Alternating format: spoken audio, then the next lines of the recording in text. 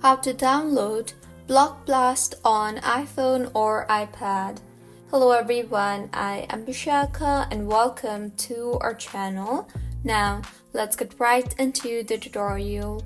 Firstly, make sure you are connected to a proper working internet connection, and now go ahead and open App Store on your device.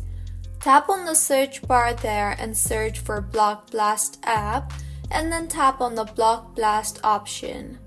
Now, if you have previously downloaded the application, you will see the download button with little cloud-like icon. So, tap on that for the download to begin. And if you have not downloaded the application previously, you will see the Get button.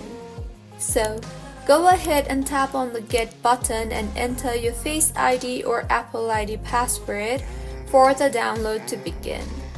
Wait for the download to complete, and once downloaded, launch the application by simply tapping on the Open option you see there, and this is how you can download Block Blast on iPhone or iPad. If you find this tutorial helpful, please like the video and do comment if you have any queries.